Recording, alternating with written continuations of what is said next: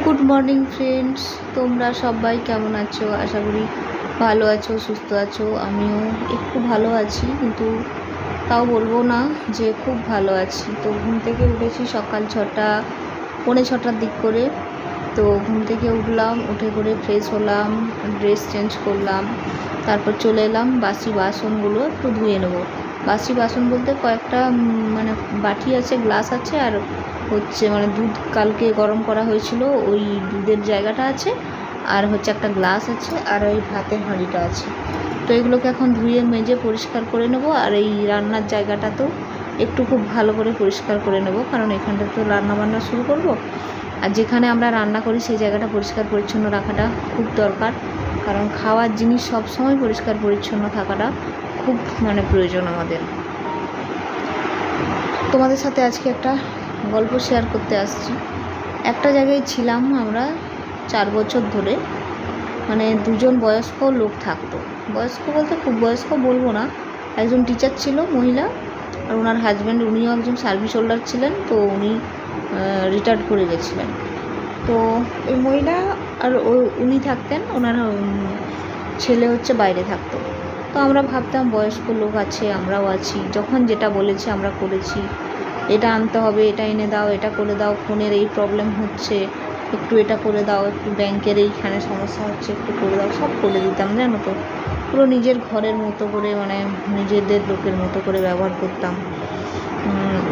ওরা কিন্তু ওই মানুষগুলো হচ্ছে যে স্বার্থপর, সেটা বুঝতে পারিনি। ভাবতাম যে মানুষগুলো ভালো। যখন আমি প্রেগনেন্ট হলাম এই অবস্থা, তো এই সময় আমরা কি বলতো, তো একটু সমস্যা হচ্ছিল, বাথরুমের জল দাঁড়িয়ে যাচ্ছিলো। তো সেটা বললাম যে এরকম প্রেগনেন্ট অবস্থা, জলটা দাঁড়িয়ে যাচ্ছে, তাহলে একটু আপনারা দেখুন, ব্যবস্থা করে দিন। কোনো লোক দিয়ে যদি পরিষ্কার করানো যায় তাহলে আমাদের সুবিধা হবে।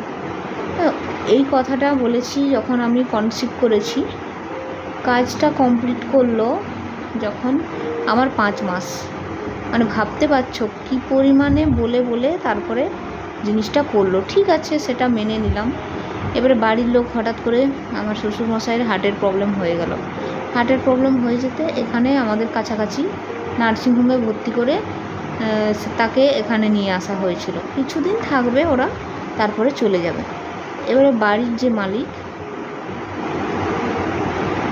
সেখানে আমাদের বাথরুমের এই খুব প্রবলেম হচ্ছে জানো তো।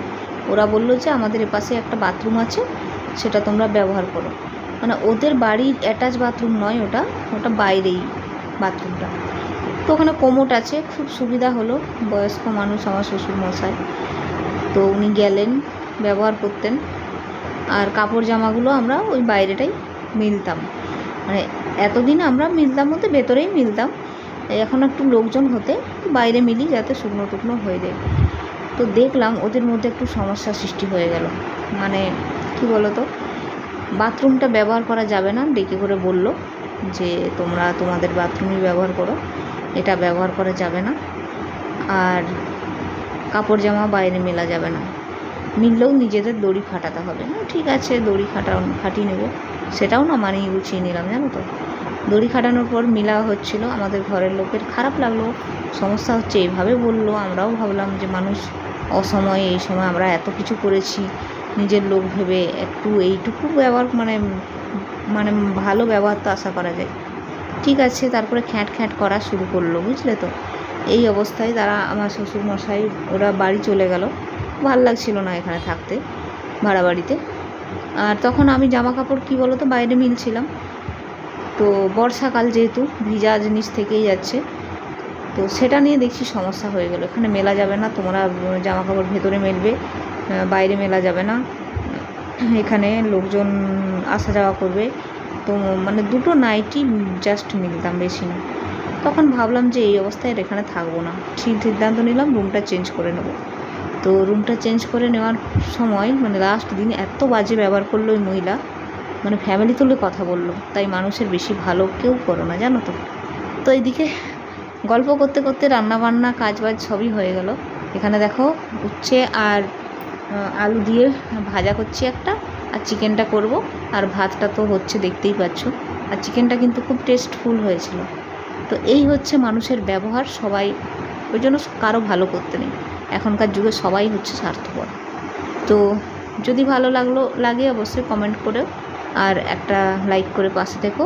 আর আজকে আর বেশি কিছু বলছি না, ব্লগটা এখানেই শেষ করছি। এই যে চিকেনটা দেখো খুব সুন্দর হয়েছিল, কালারটাও খুব সুন্দর এসছে, ভাত হয়ে গেছে। তো চলো টাটা আজকের মতো, আগামীকাল আবার তোমাদের সাথে দেখা হবে। সবাই সুস্থ থেকো, ভালো